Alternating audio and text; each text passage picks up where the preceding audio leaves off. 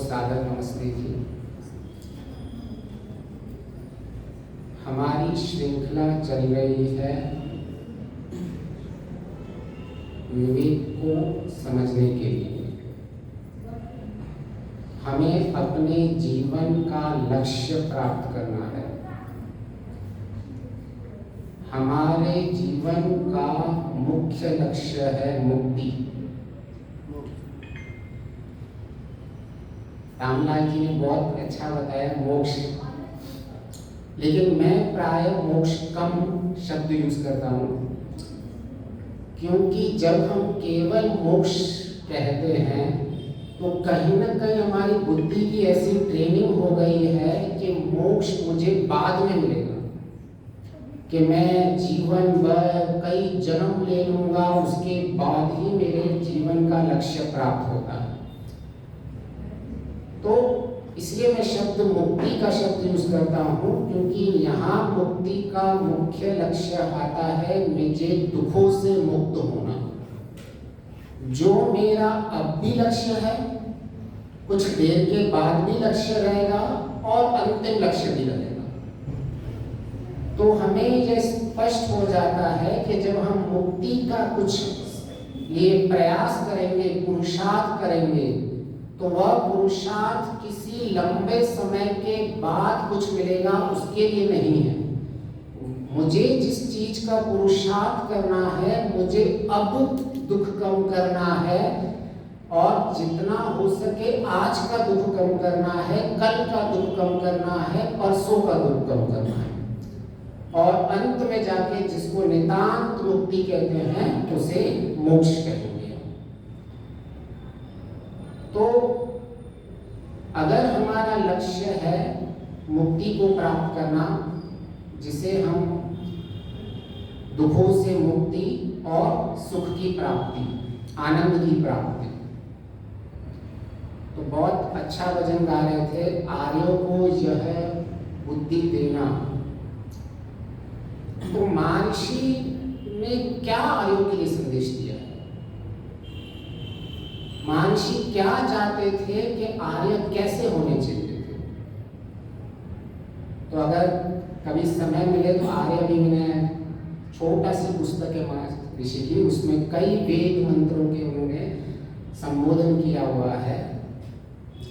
तो आर्य का मुख्य लक्ष्य है दुखों को नष्ट कर देना, दुखों से मुक्त हो जाना और सुख को प्राप्त करना। और प्राय कैसे उसको प्राप्त करें, आर्य विज्ञान में तो विनम्रता से कैसे उसको प्राप्त करें, आर्यों के लिए पूरे लिए संदेश दिए गए हैं। तो हम जब अपने लक्ष्य को निर्धारित करते हैं तो हमें लक्ष्य स्पष्ट हो जाना चाहिए। प्राय हम कहते हैं दुखों से मुक्ति, सुखों की प्राप्ति, लेकिन दुख क्या, सुख क्या, उसे हमें विभाजित करना पड़ेगा। केवल आध्यात्मिक व्यक्ति यह नहीं चाहता है, कोई भी सांसारिक व्यक्ति हो, कोई छोटा हो, कोई बड़ा हो, सबका एक ही लक्ष्य है। कोई यहाँ बैठा है केवल उनका ये लक्ष्य है, ऐसा नहीं है। तो इसका जो भी कुछ प्रोसेस होगा, इसका जो समाधान निकलेगा, वो सब पे लगना चाहिए। वो हो सकता है सबका लक्ष्य का स्तर अलग अलग हो। किसको अंतिम मोक्ष चाहिए, किसे आज की स्थिति में स्ट्रेस को कम करना है, दुखों को कम करना है, किसी का लक्ष्य केवल वो भी हो सकता है। किसी को कोई पढ़ाई कर रहा है, उसको पढ़ाई में किसी विद्यार्थी को क्या करना चाहिए, किसी को डॉक्टर बनना है, किसी को इंजीनियर बनना है, किसी का आईआईटी का लक्ष्य है, किसी का मेडिकल का लक्ष्य है, किसी का आईएएस ऑफिसर का लक्ष्य है। तो क्या हमें कोई ऐसा फॉर्मूला मिल सकता है जो एप्लीकेबल हो इन सब लक्ष्यों के लिए, जो आध्यात्मिकता के लिए भी वह काम करता हो, जो सांसारिक लक्ष्यों के लिए भी काम करता हो, वह एक ही चीज सब जगह काम करे? अगर हमें ऐसा फॉर्मूला मिल जाए तो हमारी लाइफ बन जाएगी। चाहिए सबको ऐसा फॉर्मूला, तो महर्षि ने वो फॉर्मूला दिया हुआ है। हम विस्तृत से देखेंगे महर्षि ने वो फॉर्मूला कैसे दिया हुआ है। तो आर्यों की जब बात की जाती है और आर्यों के लिए जब सुख की प्राप्ति होती है, तो महर्षि के जब वेद मंत्रों का हम भाष्य देखते हैं तो महर्षि मोक्ष प्राप्ति के लिए तो कहते ही हैं, लेकिन उन मंत्रों में संसार में सुख की प्राप्ति की बात करते हैं, केवल मोक्ष की नहीं करते हैं। आप देखना कई मंत्रों में महर्षि ने स्पष्ट किया हुआ है, इस संसार में सुख भोगता हुआ मैं नितांत मुक्ति को प्राप्त करूं, मैं मोक्ष को प्राप्त करूं, अनंत सुख को प्राप्त करूं। तो हमें यह स्पष्ट होना चाहिए कि हमारा जो सुख का जो लक्ष्य है वो केवल अंतिम लक्ष्य मान के हम कहीं डीमोटिवेट नहीं हो जाए। ये हमें अपने को आपको स्पष्ट रखना चाहिए कि हमें हर पल ऐसे सुख को प्राप्त करना है जो सुख मेरे साधन बनेगा मेरे अंतिम सुख को प्राप्त करने के लिए। जब हमें यह स्पष्ट हो जाता है तो हमारा जीवन बहुत ही सरल हो जाता है। नहीं तो आज हम इतने सारे ज्ञान ओल में फंसे हुए हैं, कभी हमें लगता है कि आध्यात्मिक, सांसारिक, भौतिक, इन सब में हम उलझ जाते हैं। लेकिन जब हमें ये स्पष्ट हो जाता है कि एक ही फॉर्मूला सब जगह काम आएगा, एक ही मैथ्स की इक्वेशन सब जगह काम आएगी, तो हम निश्चित उस मार्ग पे चलते हैं। तब हमारे मस्तिष्क में ये नहीं रहता है कि मैं केवल जब आर्य समाज जाता हूँ तभी ही मेरा ये लक्ष्य होता है। जैसे यहाँ से पैर बाहर चला तो हमारी दुनिया अलग हो जाती है, और प्राय हम सब ऐसे ही जी रहे हैं आज। तो हमें सुख की परिभाषा स्पष्ट होनी चाहिए और हमें दुख की परिभाषा स्पष्ट होनी चाहिए। तो महर्षि ने वेद मंत्रों में सुख की परिभाषा भी स्पष्ट की है कि आपको सुख कैसा चाहिए। तो ऋग्वेद के मंत्र का मैं भाष्य पूरा नहीं जाऊंगा, वो अभी मुख्य विषय नहीं है। शन्नो मित्र वाला ऋग्वेद का मंत्र है, वहां उन्होंने महर्षि ने किस तरह के सुख की हमें प्राप्ति करनी है वह स्पष्ट किया है। तो महर्षि ने वहां कहा आपको सुख भोगना है, लेकिन वो सुख कैसा होना चाहिए? सत्य सुख होना चाहिए, वो सुख स्थिर सुख होना चाहिए, वो सुख न्याय युक्त सुख होना चाहिए, वह सुख जो होना चाहिए मेरे जीवन के अंदर वो निरंतर बढ़ता रहना चाहिए। तो महर्षि की ये बहुत बड़ी विशेषता थी, वो केवल ईश्वर को ईश्वर के नाम के लिए नहीं कहते थे कि मैं ईश्वर को मित्र मानता हूँ, लेकिन मैं मित्र क्यों मानता हूँ? मैं ईश्वर को वरुण मानता हूँ, तो मैं ईश्वर को वरुण क्यों मानता हूँ? तो ईश्वर हमेशा जब भी ऋषि लेते थे ईश्वर का नाम, तो उसके साथ साथ मेरे साथ क्या संबंध है उसको स्पष्ट कर देते थे। तो जब महर्षि कहते थे कि भाई मुझे वरुण चाहिए तो मुझे सबसे परम उत्तम सुख चाहिए। महर्षि जब कहते थे हे बृहस्पति, तो उन्होंने महर्षि कह रहे मुझे सबसे बड़ा सुख चाहिए। जब महर्षि कह रहे हे इंद्र, तो कह रहे मुझे परम ऐश्वर्य वाला सुख चाहिए। तो केवल ईश्वर ईश्वर ईश्वर ईश्वर नहीं करते थे, ईश्वर के संबंध करके हमारा क्या लाभ है, महर्षि का मुख्य उद्देश्य उस तरफ रहता था। क्योंकि ईश्वर के पास जो चाहिए वो पहले से ही है, तो ईश्वर से कैसे हम लाभ उठा पाए। और महर्षि का ये चिंतन मिलन बहुत गहरा रहता था। कभी भी कहीं भी उन्होंने ईश्वर की स्तुति प्रार्थना उपासना को केवल और उनका नाम जपने तक, ओम का नाम लेना, ऐसा बिल्कुल वहां तक सीमित नहीं किया है। उन्होंने ओम सर्वरक्षक है और वो कैसे मेरी रक्षा कर रहा है, कैसे मैं सारा हर पल जी रहा हूँ, उस जीने में हर पल वो कैसा ओम मेरे साथ जुड़ा हुआ है, वो वहां तक प्रैक्टिकल करके सोचते थे। उन्हें केवल स्पष्ट, कई बार मैंने कहा भी है कि जो स्तुति करते रहते हैं, महर्षि स्पष्ट कहते हैं उन्हें कोई लाभ नहीं होने वाला, जो केवल कहते रहते ईश्वर का नाम लेते रहते हैं। ईश्वर के नाम लेने से मेरा संबंध क्या है और मेरे जीवन में कैसे अंतर आता है, ये हमें स्पष्ट होना चाहिए। तो जितने भी महर्षि ईश्वर के संबोधन करते थे तो उसका मुख्य लक्ष्य यही था। हो सकता है केवल ओम ओम ओम करके कोई बोर हो जाए, इसलिए आर्य समाज के दूसरे नियम में इतने ईश्वर के नाम से संबोधन किया है। हर एक नाम के संबोधन का एक साइंटिफिक रीजन है, वो हर एक हमारे एक एक कर्तव्य से जुड़ा हुआ है, एक एक कार्य से जुड़ा हुआ है, हमारे मन पे कैसा संस्कार बना रहा है वो नाम जुड़ा हुआ है। जब हमें यह स्पष्ट हो जाता है तो हम शब्दों में उलझ के नहीं रहते हैं, हम शब्दों के बोध को पकड़ते हैं और वही विवेक है। हम ऐसा हो सकता है कि हम केवल शब्दों में रह जाएं। तो वो इक्वेशन क्या है, वो फॉर्मूला क्या है, वो सब जगह लगेगा। वो मैं ऐसा क्यों कह रहा हूं, क्योंकि प्रायः हम जब इस आध्यात्मिक मार्ग पे आते हैं तो हम अपने आप को बहुत सीमित रख पाते हैं और कहीं ना कहीं हमें यह अहंकार होने लगता है कि ये ज्ञान केवल हमारे पास ही है और ये संसारिक लोग तो हमसे थोड़ा न्यून ज्ञान में। ऐसी लोगों के ऊपर धारणा आने लगती है कि हम तो कुछ विशेष बन गए हैं क्योंकि मैं आध्यात्मिक का हूँ, मैं इतने बड़े बड़े मंत्र बोल रहा हूँ, मैं सूत्र बोल रहा हूँ, उनकी व्याख्याएं कर रहा हूँ, उनके मैं प्रवचन दे रहा हूँ, तो मेरा ज्ञान भी इतना बढ़ गया है। लेकिन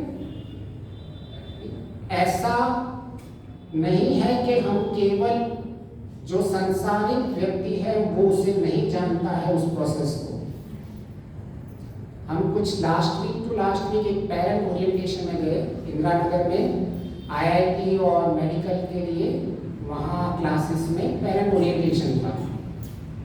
तो वो जो उसका हेड था, he was from IIT Delhi, उसने कहा ऐसा कोई जादू की छड़ी नहीं है हमारे पास जिससे आपका बच्चा कोई बड़े लक्ष्य आईआईटी या मेडिकल को क्रैक कर सके। हम केवल उसके लिए एक इनेबलर है। मुख्य क्या है?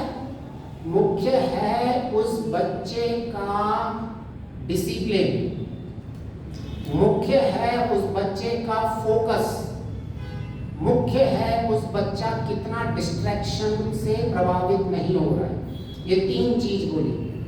अब बताओ ये तीन चीज क्या उसने आध्यात्मिकता से रिलेशन बोली?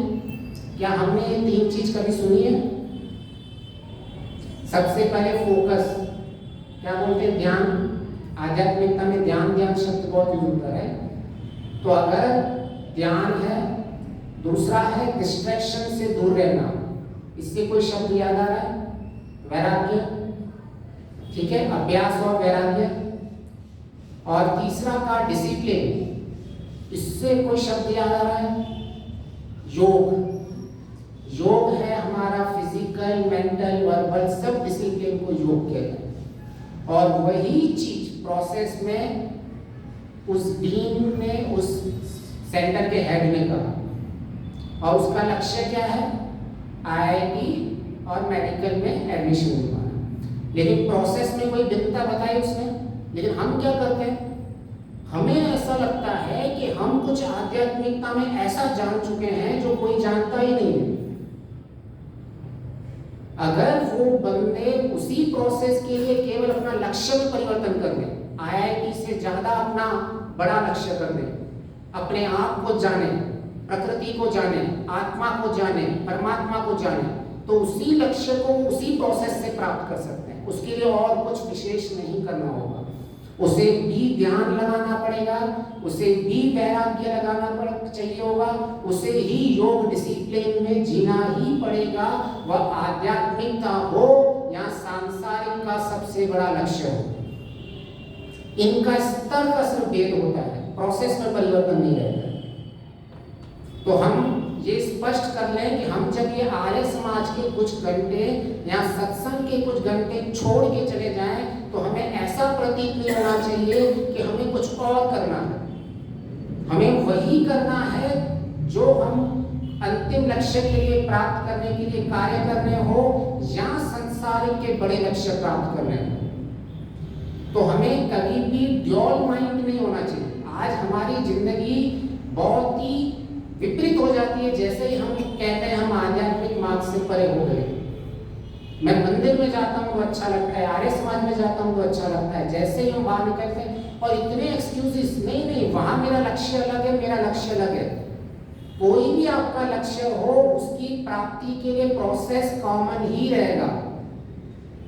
तो हम अगर सांसारिक लक्ष्य बड़े बना रहे हैं, उन बड़े लक्ष्यों को प्राप्त करना है, उनके लिए अगर हम प्रयत्न कर रहे हैं, तो हमारे लिए सारे लक्ष्य बहुत ही सरल हो जाते हैं। मैं उनके लिए ये कह रहा हूँ जिनका मन आध्यात्मिक में नहीं लगता है, जिनका डायरेक्ट समझ में आया है, जिनको परमात्मा आत्मा, उनके लिए तो सबसे बेस्ट है। लेकिन क्योंकि प्राय हम इस समाज में जी रहे हैं, तो हम एक डिफरेंशिएशन करके जीते रहते हैं। तो हम वो दुविधाएं हटा दें, हमें बिल्कुल सिंपल हो जाए। तो हम अभी इक्वेशन पे चले, चाहिए सबको इक्वेशन, चाहिए या नहीं? चलिए ठीक है। तो हम सिर्फ महर्षि के ही शब्द देखेंगे, तो उसमें हम ज्यादा डिटेल में नहीं जाएंगे। महर्षि ने जब स्तुति, प्रार्थना, उपासना इन सब के विषय में बात की है, तो वहां इन्होंने स्तुति, प्रार्थना, उपासना का फल बताया है। तो उस फल में महर्षि कहते हैं कि मैं स्तुति, प्रार्थना, उपासना करूं। और उपासना और स्तुति, प्रार्थना को हम बहुत ही सिंपल में लेंगे। महर्षि का शब्द है उपासना। स्तुति हम सब जानते ही हैं कि ईश्वर के गुण कीर्तन करना, उनका श्रवण करना। प्रार्थना हम जानते हैं। तीसरा उपासना में महर्षि ने इन तीनों के बोला कि ईश्वर से समीप रहना, अष्टांग योग से परमात्मा के समीपस्थ होना, और सर्वव्यापी सर्वअंतर्यामी रूप से प्रत्यक्ष करने के लिए जो जो काम करना होता है वह सब करना चाहिए।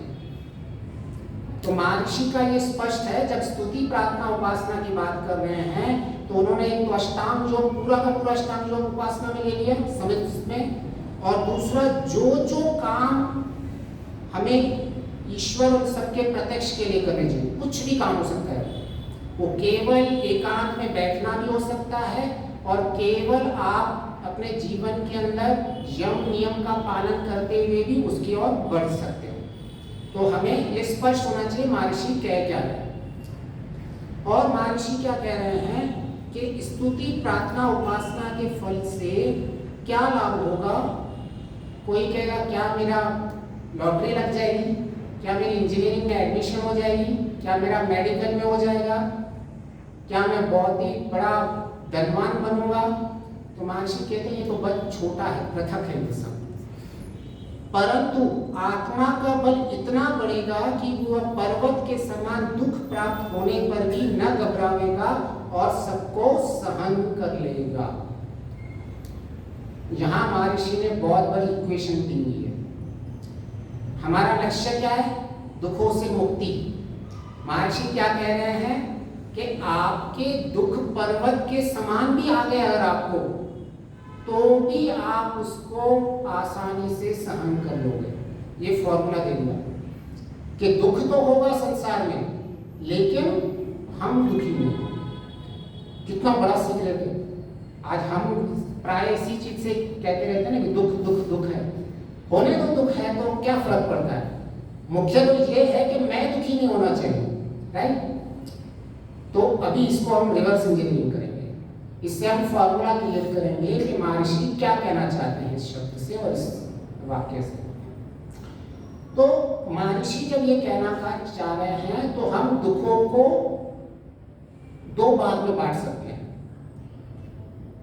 एक दुख वो है जिनमें हम परिवर्तन नहीं कर सकते। जैसे मुझे भूख लगी है, तो मेरा भूख है वो स्वाभाविक है, और उसके लिए जो भी, अगर मेरे पास खाना नहीं है तो मुझे उसका जो भी कष्ट हो भोगना ही पड़ेगा।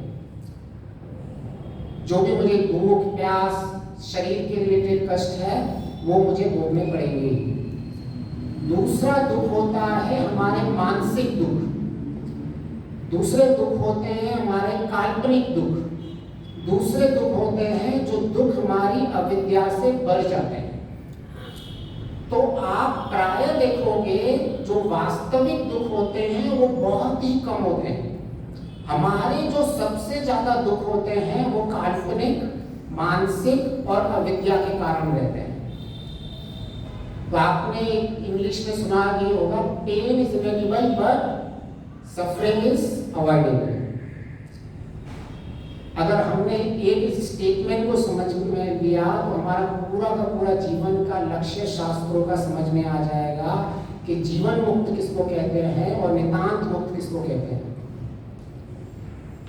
तो अभी एक है पेन, जिसको हम अवॉइड नहीं कर सकते हैं। मुझे यहाँ मैंने कांटा चुभाया, मैं कितना भी बड़ा योगी बन जाऊं, मेरे पास कोई इतनी सहन शक्ति नहीं हो जाएगी कि जोर से मैं अगर कांटे को आर पार कर दूं और मुझे कष्ट नहीं है। लेकिन योगी और हम जैसे भोगियों में क्या अंतर रहता है? तो जैसे कि सपोज मुझे ज्वर हो गया, तो जब मुझे ज्वर हो गया तो अभी मुझे मेडिसिन चाहिए। तो मैंने किसी को कहा कि भाई दवाई दे दो, क्योंकि मेरे में अभी इतना सामर्थ्य नहीं है। तो उसने कहा दवाई तो खत्म हो गई। तो योगी शांत बैठा रहता है। फिर उसने बोला चला आप लेके आओ दवाई को। तो बोले अभी तो गाड़ी नहीं है।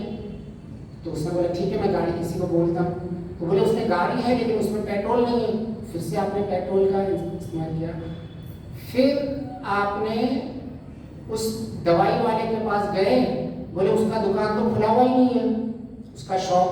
तो किसी फोन करके भाई खोल गए। योगी शांत बैठा हुआ है, सारी कठिनाइयां उसके जीवन में आ रही है। आप देख रहे हो, अगर यही चीज हमारे साथ होता होगा तो हम क्या करते होंगे? आप कंपेयर करके देखिए। फिर उस दुकान वाले के पास उसने खुलवाई दुकान, कष्ट कंटिन्यूस पहाड़ जैसा दुकान है मेरे पास। फिर दुकान बोला सर जो दवाई आपकी चाहिए आज तो मेरे पास नहीं है, मैं कल आपको दिलवा दूंगा। दुख बढ़ता जा रहा है, लेकिन योगी को वो कष्ट ज्वर का थोड़ा बहुत शरीर में हो रहा है, उसको रोक नहीं सकता। लेकिन योगी ने इतना बड़े दुख को रोक लिया, अगर कोई सामान्य व्यक्ति होता तो डांटने लग जाता, क्या तुम एक दवाई एक्स्ट्रा घर में नहीं रख सकते हो? क्या तुम्हारे पास गाड़ी नहीं है लेके जाने के लिए? गाड़ी है तो क्या पेट्रोल नहीं रख सकते हो? क्या ये दवाई की दुकान तो 24 घंटे खुली होनी चाहिए? हमारा रिएक्शन कैसा होगा? तो ये सारी सफरिंग है जो हम अवॉइड कर सकते हैं, और जो मेरे शरीर में थोड़ा बहुत कष्ट हो रहा है उसको मैं अवॉइड नहीं कर सकता, भले मैं जीवन मुक्त भी क्यों नहीं हो गया। इसीलिए मुझे नितांत मुक्ति चाहिए कि ये जो मुझे ज्वर का भी दुख है ये भी शरीर ही नहीं चाहिए मुझे, वो अंतिम अवस्था है मोक्ष की। तो अगर हम इसको सिंपल से समझ में आ गया हो तो इसकी इक्वेशन एक बनेगी, suffering equal to pain divided by window of tolerance. जो हमारा दुख है और जो हमें पेन हो रहा है, जो हमें वास्तविक दुख है, पेन यहाँ है वास्तविक दुख और सफरिंग है हमारा काल्पनिक दुख, हमारा इमेजिनरी दुख, हमारा दुख जो अविद्या के कारण आ रहा है। और ये सफरिंग कब जब होगी? जब हमारा टॉलरेंस बढ़ेगा।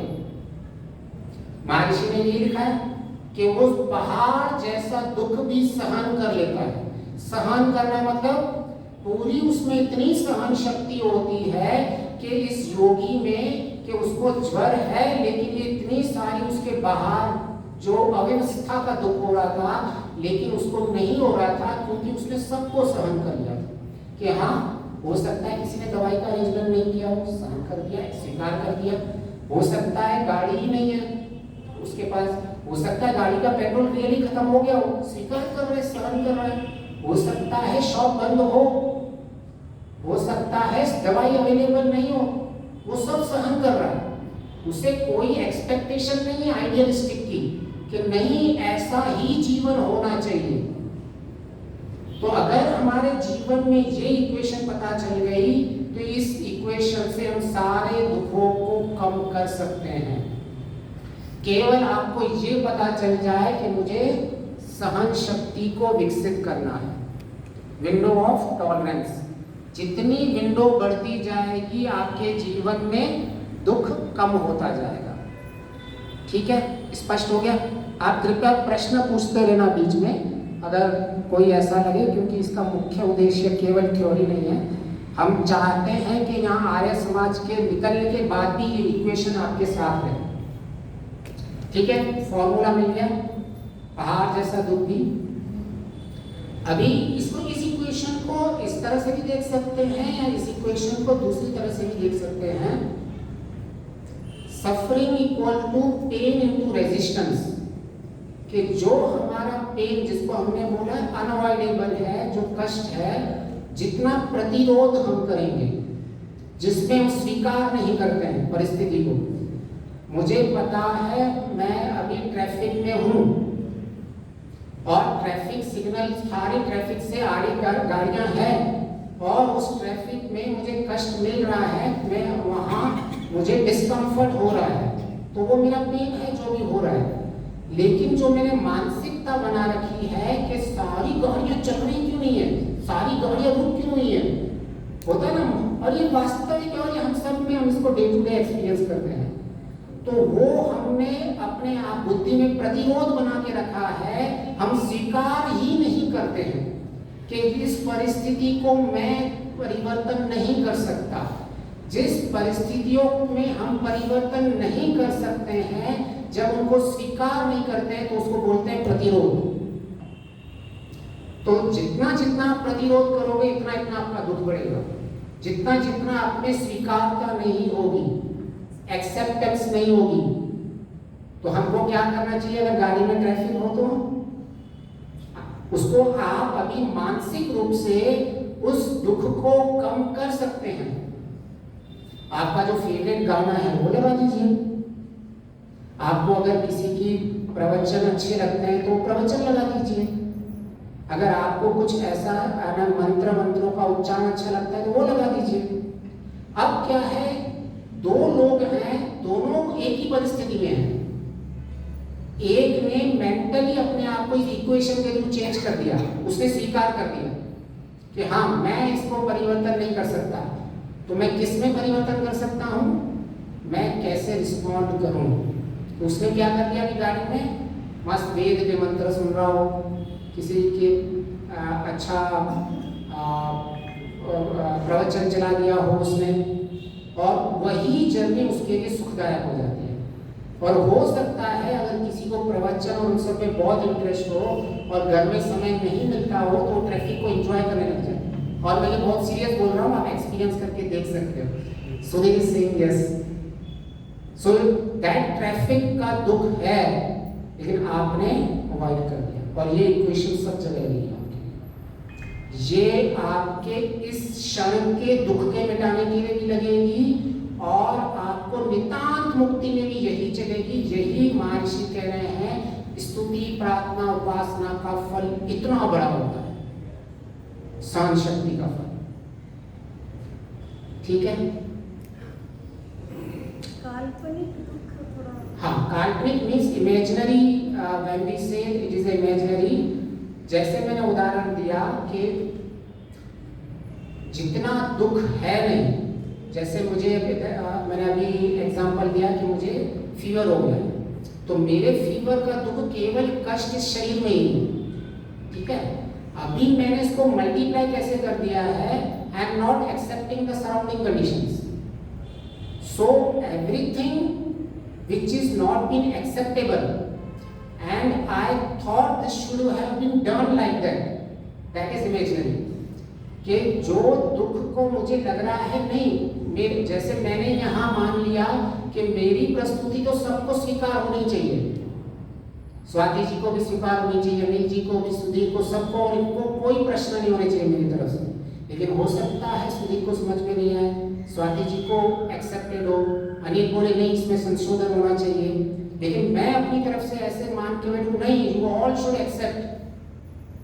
तो इसका मतलब मैं सब कुछ कल्पना में जी रहा हूँ, which is against the realistic.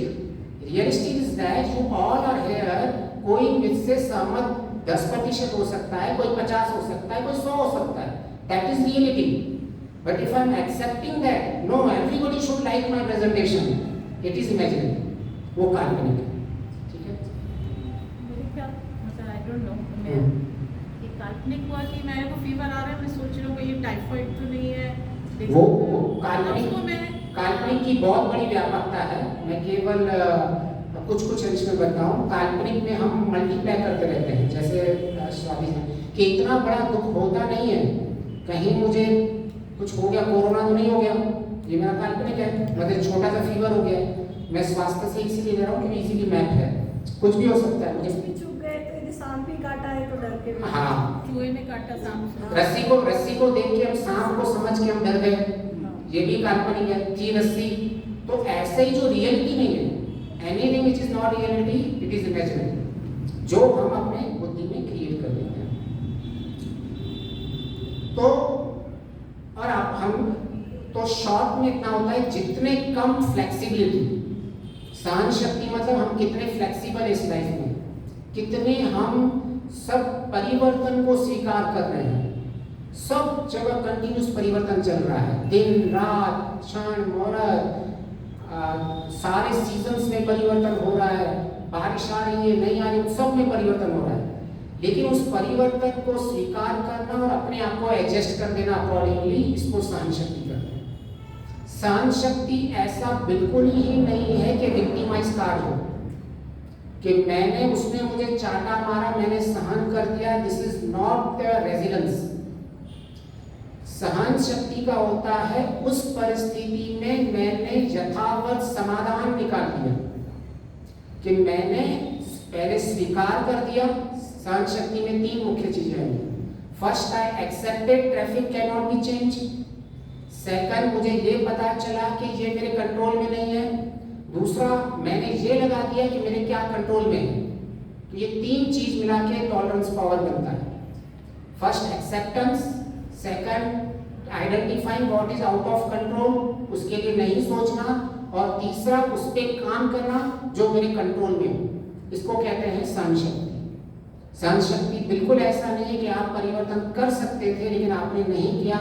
मैं तो बहुत योगी हूँ, मैं तो सबको सहन कर लेता हूँ, कुछ भी समाज में चल रहा हो, भ्रष्टाचार चल रहा हो, देश विरोधी ताकतें चल रही हो, नहीं, हमको तो that is not the tolerance power. तो इसको आप और भी सिंपल उदाहरण से समझ सकते हैं। सहन शक्ति को आप ऐसे समझ सकते हैं जैसे हमारी गाड़ी में शॉक एब्जॉर्बर होता है, ठीक है ना।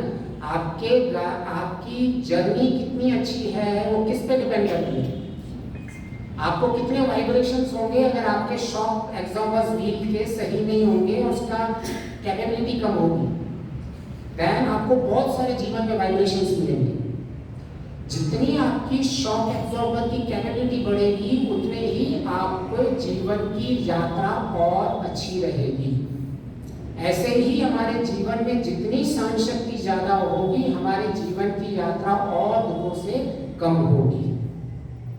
तो आप गाड़ी चला रहे हो, वो भी आपको सिखा रही है।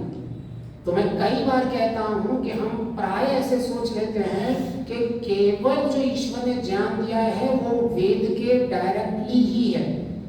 ईश्वर ने दृश्य ज्ञान भी दिया है, दृश्य काव्य बनाया है, हम देख देख के सब कुछ सीख सकते हैं। अगर हमारी इतनी क्षमता नहीं अभी तक बनी है, हमें ऐसा एक्सक्यूज नहीं होना चाहिए, अरे मैं तो संस्कृत नहीं पढ़ा हुआ है, मैंने तो वेद नहीं पढ़े हैं, तो मैं कैसे जीऊंगा।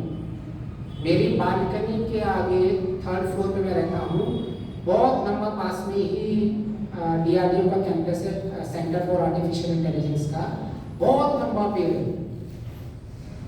जब भी खूब तूफान और स्टॉर्म आता है वो इतना झुक जाता है, ऐसे फिर खड़ा हो जाता है, फिर दुख जाता है, और फिर उसी वक्त आप न्यूज़पेपर में क्या पढ़ोगे, कहाँ पेड़ गिर गए। एक ही स्टॉर्म था, दुख की कंडीशन दोनों पेड़ को एक जैसी ही आई थी। एक पेड़ फ्लेक्सिबल था, सहन शक्ति थी, उसमें फिर खड़ा हो गया, जिसमें सहन शक्ति नहीं टूट गया। ये क्या है, दृश्य मुझे समझा रहा है ना। ऐसे ही ये दृश्य काव्य भी ये ईश्वर की दया है हमारे ऊपर, कि हमारे हर पल हम कुछ न कुछ सीखते रहते हैं। ईश्वर को पता है मेरे बच्चे बहुत एक्सक्यूज करते हैं, हमको पता है ना हमारे बच्चे कितने एक्सक्यूज मारते हैं। एक पढ़ने के लिए उनको बोल दो, ऐसे ही ईश्वर को भी पता है मेरे बच्चे कैसे हैं। वो बोलेंगे नहीं मुझे उपासना में मन नहीं लगता है, मुझे वेद नहीं पता है, इसीलिए मैं ये सब कुछ नहीं कर सकता। भाई आपको कुछ भी नहीं पता है तो भी आपके जीवन में सब कुछ कर सकते हो। बहुत कुछ, सब कुछ तो नहीं, बहुत कुछ कर सकते हो। हमें ये स्पष्ट होना चाहिए कि केवल हमें करना है, सब मार्ग खुले हुए हैं, जो मार्ग आपको इजी लगता है उसको फॉलो करो। तो इतना हमें स्पष्ट हो गया कि हमारे जीवन में जितनी सहन शक्ति होगी उतने हमारे जीवन में कष्ट और कम होंगे। अभी ये सहन शक्ति कैसे बनती है, फिर से और महर्षि के इक्वेशन को समझेंगे, महर्षि के स्टेटमेंट को, कि आत्मा बल इतना बढ़ जाता है, ठीक है। तो आत्मा बल कारण बन गया जो मेरा अभिव्यक्त सहन शक्ति से होगा। जितनी जितनी मेरी सहन शक्ति कम है उतना उतना मेरा आत्मा बल कम है। क्योंकि कैसे पता चलेगा, हमारे पास सब मेजरिंग होना चाहिए ना। मुझे कैसा पता चलेगा कि मेरा आत्मबल कितना है? अंत में मेरा आत्मबल इतना हो जाएगा कि मैं दुखों को सहन कर सकूं। बहुत ही सिंपल है कि मेरे शारीरिक बल इतना है कि मुझे ठंडी लग रही है, लेकिन मैं इतना मोटा हूँ, इतना तगड़ा हूँ, इतना एक्सरसाइज करता हूँ, मुझे ठंड नहीं लग रही है। मेरा वो बल है। तो जितने जितने मेरे बल पड़ेंगे इतने इतने मैं दुखों से कम कर रहा हूँ। मुझे ठंडी लग रही थी, लेकिन अभी मेरा शरीर बड़ा है तो मुझे ठंडी कम लग रही है, मैंने बल से उसको रोक दिया। तो यहाँ भी आत्मबल, महर्षि क्या कह रहे हैं, आत्मबल इतना बढ़ जाता है। तो ये सहन शक्ति अगर किसी में नहीं है तो मुझे स्पष्ट हो जाना चाहिए कि मेरे आत्मबल की क्या स्थिति है। हो सकता है वो बड़े बड़े प्रवचन कर रहा हो सकता है वो बड़े बड़े प्रेजेंटेशन दे रहा हो सकता है वो मैं भी हूँ, वो कोई भी हो सकता है, बड़ी बड़ी बातें कर रहा हो, वेद के मंत्र बोल रहा हो, लेकिन उसमें इतनी छोटी सी बात नहीं समझ में आ रही है सहन शक्ति, तो इससे पता लगता है कि मेरी स्थिति क्या है। ये एक मेजरमेंट यूनिट भी है, आपके जीवन में कितने आगे बढ़े हो इससे पता चलता है। वरना आत्मबल तो मैं कहूँगा मेरे में बहुत है, सब कहेंगे मेरे में बहुत है, कौन बोलेगा मेरे में कम है। मुझे उसने एक बार ऐसा बोला, मैंने उसको कुछ नहीं किया, मैं तो बहुत आत्मबल वाला हूँ। तो आत्मबल की परिभाषा अभी हमें डिफाइन करनी पड़ेगी। तो कुछ यजुर्वेद के मंत्र हैं, हम हर समय वो मंत्र को बोलते रहते हैं, उसमें वो परिभाषा दी गई है। जब हम हवन करते हैं तो सहन शक्ति के रिलेटेड कोई आता है मंत्र, ओम सहोसी सहोमि। उससे पहले क्या आता है, तो आपको मन्युनी होना चाहिए। उससे पहले क्या आता है, ओजोसी ओजोमयी। उससे पहले क्या आता है, बलमसी बलमयी। उससे पहले क्या आता है, वीर्यमसी वीर्यमयी। उससे पहले क्या आता है, तेजोसी तेजोमयी। ये सीक्रेट है, अंत में सहन शक्ति तक आपको ये बल पहुंचा देगा। जिसके पास ज्ञान है, तेज है, प्रकाश है, हम ईश्वर से कैसे प्राप्त करते हैं, ईश्वर आप ज्ञानवान हो, मुझे भी ज्ञान दीजिए। मेरी परिस्थिति अलग हो गई, मुझे फीवर आ गया, दोनों में परिवर्तन क्या था, जो चिल्ला रहा था दवाई नहीं है, स्कूटर नहीं है, पेट्रोल नहीं है, शॉप बंद है, उसके पास ज्ञान था कि मैं ऐसी परिस्थिति में कैसे व्यवहार करूं। तो सबसे पहले सहन शक्ति अंतिम में आती है। ये जो वेद के मंत्र होते हैं ये बहुत साइंटिफिक होते हैं, ये महर्षि के वचन बहुत साइंटिफिक होते हैं। इसीलिए मैं कहता हूँ हमें व्यापकता की बहुत जरूरत होती है। हम कई बार बहुत जल्दी किसी का सॉल्यूशन निकालने की कोशिश करते हैं। जिसको ज्ञान मिल गया, सबसे पहले ज्ञान चाहिए। अभी मुझे ज्ञान मिल गया, लेकिन मेरे मन की इतनी स्थिति नहीं है कि मैं उसको काम कर सकूं। होता है ना, आपको पता है आग लग गई है तो आपको ये फायर वाला जो एक्सटिंग्विशर यूज करना है, लेकिन आप इतने स्ट्रॉन्ग हैं, आप खुद घबरा के भाग रहे हो। आपको तो फायर एक्सटिंग्विशर यूज करना चाहिए, लेकिन ऐसा नहीं आपके पास ज्ञान नहीं है, ज्ञान हो गया लेकिन पराक्रम नहीं है। तो फिर दूसरा बताया वीर्यमसी वीर्यमयी। और महर्षि का अर्थ देखिए ना, हे ईश्वर आप पराक्रमी हो, मुझे भी पराक्रम दीजिए। कई बार हमें पराक्रम भी होता है, ठीक है आग लग गई, ठीक है मुझे पता है ये करना है, लेकिन मुझे बल ही नहीं है। तो फिर हम प्रार्थना करते हैं ओ बलमसी बलमही देही, और फिर प्रार्थना करते हैं ओजोमसी ओजोमही। ओजोसी ओजोमयी देवी में और बल, ये दोनों मिलकर क्रिया शक्ति बनाते हैं। प्राण शक्ति और ये बल, टूल्स प्लस एनर्जी, ये क्रिया शक्ति बनती है।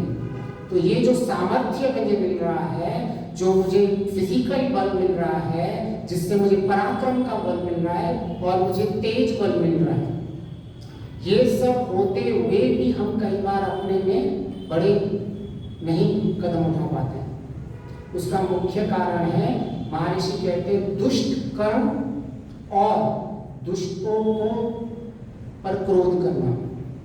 इसमें मुख्य दो बातें हैं।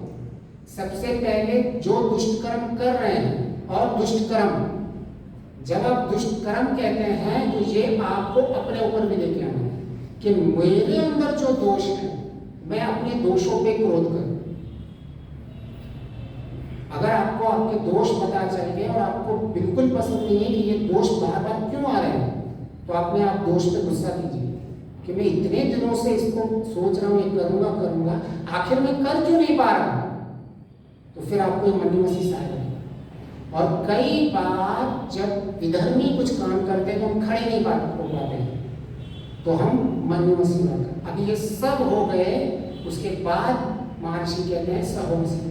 नहीं तो आप कितने भी उल्टे सीधे हो जाओ, कितने आगे पीछे आ जाओ, सहन शक्ति बढ़ने ही नहीं वाली। I can back on that. कितना भी पढ़ लो कि मुझे सहन शक्ति बढ़ानी है, सहन शक्ति बढ़ानी, ज्ञान नहीं होगा, पराक्रम नहीं होगा, बल नहीं होगा, ओज नहीं होगा, मनुरसिक कैसे व्यवहार करना है इसका तरीका ही नहीं होगा। आप अपने दोषों को देख ही नहीं रहे हो, केवल सामने वाले के दोष दिख रहे हैं आपको। दोष देखने में तो हम एक्सपर्ट है, केवल आपको सच साइड होता है, बस इतना ही होता है। तो लास्ट में जाके सहन शक्ति आती है। तो ये सब मिलके बनता है आत्मा बल। ठीक है ना, सिंपल है ना। कोई प्रश्न है तो उसको ले लेते हैं पहले, वैसे समय भी हो गया है। तो हम सामान्य जीवन जी रहे हो, हमें कभी भी यह अपने आप पे अहंकार नहीं होना चाहिए कि मैं बहुत बड़ा आध्यात्मिकता हूँ। यह आध्यात्मिकता का अहंकार लोगों को लेके डूबता है कई बार कि मैं तो इतना अच्छा हूँ, मैं तो हवन करता हूँ, मैं तो संध्या करता हूँ, मैं आर्या समझ जाता हूँ, मैं ये करता हूँ, मैं वो करता हूँ। और जो सामान्य इंसान है वो अपनी सहन शक्ति को बढ़ा रहा है, वो जीवन को समझ रहा है, देख देख के समझ रहा है और आगे बढ़ रहा है। इसलिए महर्षि स्पष्ट लिखते हैं कि आपको इस संसार में सुखपूर्वक जीना भी आना चाहिए और फिर आपको मोक्ष सुख भी प्राप्त करना है। वो केवल और केवल महर्षि की ये ऐसी इतना गहरा चिंतन मनन और विवेक है। वरना प्राय लोग इसमें बैठे रहेंगे कि भाई अच्छा जप करो, ध्यान करो, उपासना करो, और उपासना की परिभाषा भी बहुत सीमित कर दी। कितनी व्यापकता महर्षि ने बताई है, पूरा अष्टांग योग समेत में बताया है, यम नियम से लेकर समाधि तक। कुछ लोग कहेंगे नहीं नहीं केवल उपासना बहुत अच्छी है, कुछ लोग कहेंगे केवल यम नियम, अरे उपासना वालों को नहीं मानते। नहीं, उपासना भी बहुत महत्वपूर्ण है, यम नियम भी बहुत महत्वपूर्ण है। यम नियम से आप जितने पुष्ट होते हैं, अंतःकरण शुद्ध होता रहता है, उसी अंतःकरण शुद्ध से आपका ध्यान और शुद्ध होता है। उस ध्यान शुद्ध में आपके संस्कारों में और परिवर्तन करते हो। उन संस्कारों में जब परिवर्तन करते हो तब आप व्यवहार में यम नियम करते हो। यम नियम से फिर से संस्कारों में परिवर्तन आता है। ये संस्कारों में परिवर्तन आपका ध्यान बढ़ाता रहता है। ये फिर से संस्कारों का परिवर्तन यम नियम में हेल्प करता है। ये दोनों एक दूसरे को पुष्ट करते रहते हैं।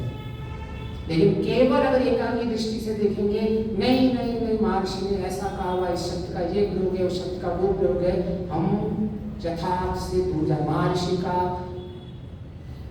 विवेचन समझने के लिए हमें व्यापकता को स्थापित करना होगा। तो आप सबका बहुत बहुत धन्यवाद। मेरा प्रश्न नहीं है, पर आपसे जब आप समझा रहे थे तो बहुत अच्छे से समझ में आया। तो मुझे ये लगा कि महर्षि ने आत्मबल वर्ड यूज किया, बल, जो कि रिजल्टेंट है। उन्होंने आत्मविश्वास नहीं यूज किया, जो कि हम फेक कर सकते हैं। हम आत्मविश्वास अपने अंदर झूठा बना सकते हैं। और जो तो मुझे ये मतलब इस पे विचार किया जा सकता है कि विश्वास पहले होता है बिल्कुल। और बल एक्चुअली रिजल्टेंट है। हाँ, वो तो हम- लेकिन जो विश्वास बल- भी बनता है, तो अगर पहले आप उसमें तेजो से तेजो नहीं करोगे, जो तेज सत्य ज्ञान के ऊपर विश्वास करता है तो वो विश्वास सही रहता है। हाँ। तो इसीलिए ये तेजो से तेजो में सबसे पहले रखा हुआ है मंत्र में, क्योंकि जहाँ गड़बड़ी हो गई, सत्य ज्ञान नहीं है, तो आगे आपका कुछ भी काम नहीं आना। इसीलिए ही मैंने जो पिछली बार रखा था कि जब हम कोशों की परिभाषा करते हैं, विज्ञान में कोश सबसे ऊपर रहता है। विज्ञान में कोश ही आनंद के लिए द्वार है, जो अंत में आनंद में कोश आता है ना। और यही सेम टू सेम इक्वेशन मैंने रख दी है।